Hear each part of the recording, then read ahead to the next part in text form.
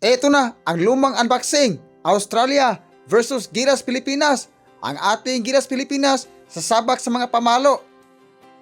Balikan muna natin ang mga lumang tugtugin. Dahil masarap ito tingnan sa ating mga mata. Kung kayo ay nakikinig ng radyo, ito na. Wait for a minute, sa kaping mainit, ang ating giling-giling!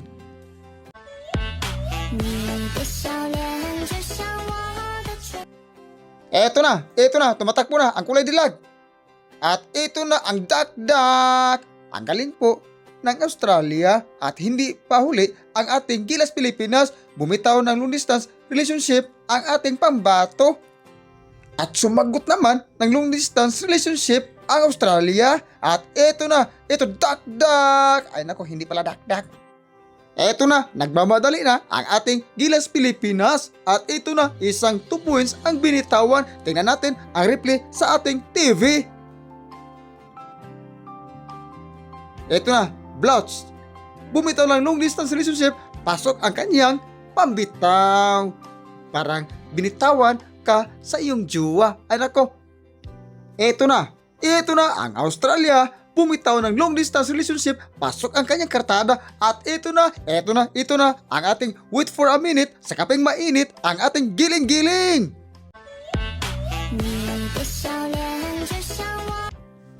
Australia, nagmamadali at shoot ang kaniyang pamalo.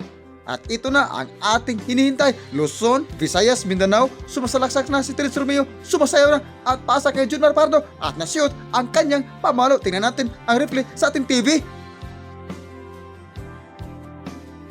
Ang galing pala ni Junmar Fardo. Mag-follow na kayo sa akin. Ay ni Junmar Fardo pala. At ito na, Australia, nagmamadali, sumasalaksak, shoot ang kanyang pamalo. Tingnan natin ang replay sa ating radyo. At ito na, na-shoot ang kanyang pagmamadali.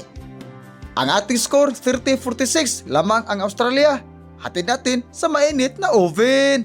At ito na ang ating Pilipinas. Bumitaw ng long distance relationship na ipasok para ito sa mga binitawan na relasyon. Kayod kalabaw na si Blouch para may uwi ang trophy. Ay nako, dumadako na tayo sa ating wait for a minute, sa kaping mainit. Ito na ang ating giling-giling.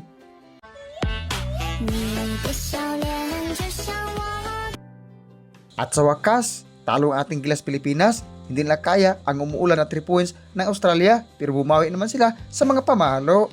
Sa wala pang Jason Titom, ang ating idol ay si Dila Bidoba. Akala ko noon, ikaw na at ako, tayong dalawa ang magkasama hanggang sa dulo. Pero natuklasan ko na forever pala akong opsyon sa puso mo. Ang sakit, diba?